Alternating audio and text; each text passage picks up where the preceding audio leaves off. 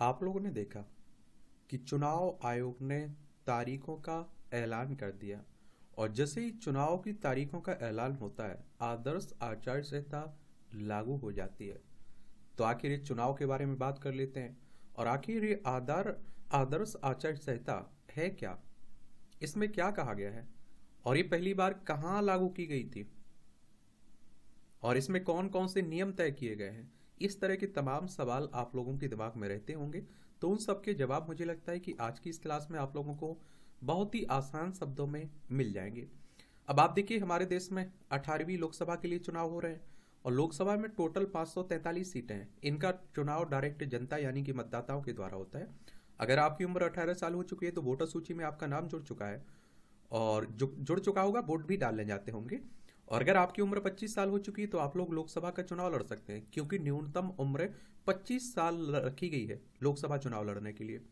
अब ये चुनाव करवाता कौन है? इलेक्शन कमीशन ऑफ इंडिया, भारतीय निर्वाचन आयोग, एक संवैधानिक संस्था है और संविधान के अनुच्छेद 324 के तहत इसकी स्थापना की बात की गई है। 25 जनवरी 1950 में स्थापना हुई थी। 25 जनवरी को आप लोग मतदाता दिवस मनाते हैं। नई दिल्ली में इसका सचिवालय देखने को मिलेगा। सुकुमार सेन पहले मुख्य चुनाव आयुक्त थे, तो यही देखभाल करता है इसकी चुनाव की। तो सबसे पहले आप देखते हैं कि क्या है ये आदर्श आचार संहिता आखिर। तो आदर्श आचार संहिता को हम लोग अंग्रेजी में क्या कहते हैं?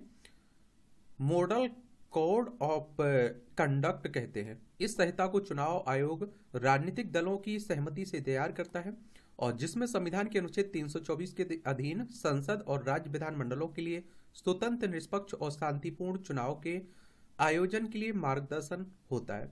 और इन नियमों का पालन करना सरकार, नेता और राजनीतिक दलों की जिम्मेदारी होती है। आचार संहिता का पालन कराने की जिम्मेदारी चुनाव आयोग की होती है।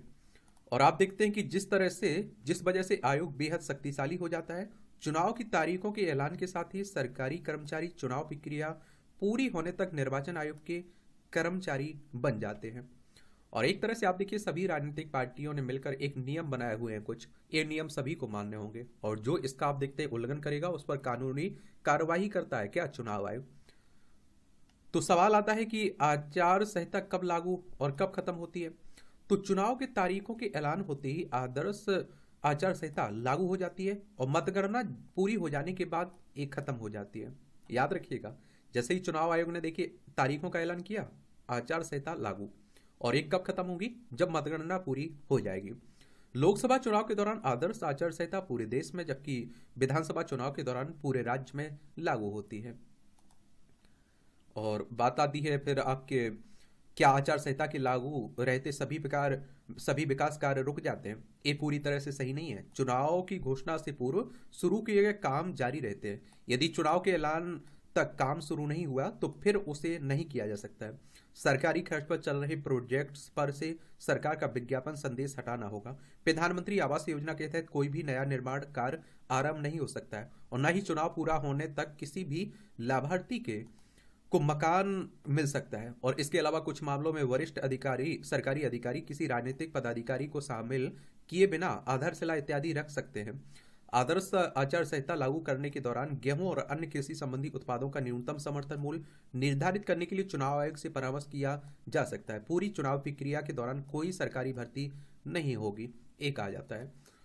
यानी कि एक तरह से आप देखिए, सरकार में जो रहे वो लोक लुभावन बातें ना करने लगे, कुछ फायदा ना पहुंचाने लगे वोटरों को अपनी ओर आकर्षित करने के लिए, इसलिए ये सब रोक लगा दी जाती है।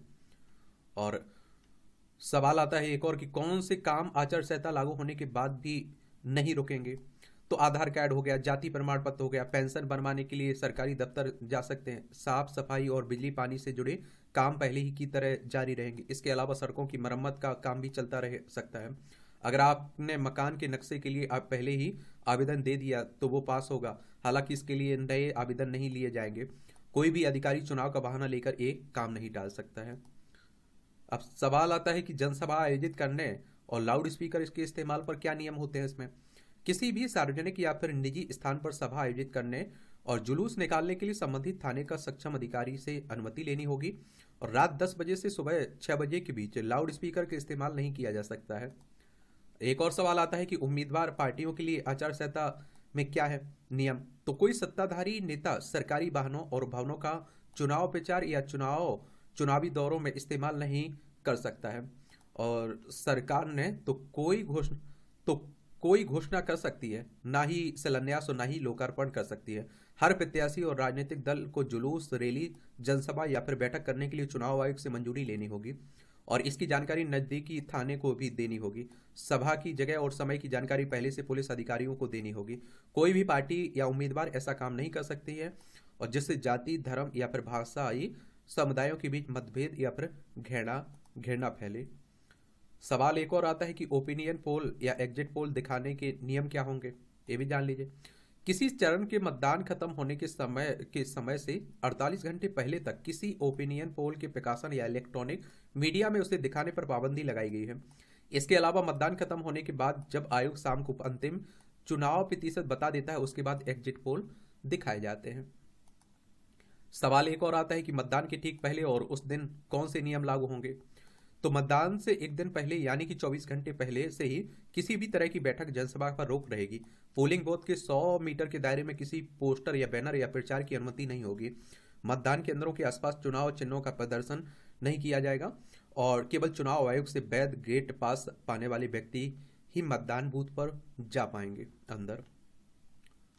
तो इस तरह से आप देखेंगे कि यही कहानी है आचार संहिता की। और आप लोगों को एक बात बता दूं, ये पहली बार केरल में 1960 में विधानसभा चुनाव में लागू की गई थी, तो ये भी याद रखिएगा। और समय समय पर इस पर आप देखते हैं कि कुछ जुड़ते रहते हैं, परिवर्तन भी होते रहते हैं। तो एक तरह से आप देखिए निष्पक्ष चुनाव हो, क्योंकि लोकतंत्र की यही तो खासियत होती है कि निष्पक्ष चुनाव हो, ईमानदारी से चुनाव हो।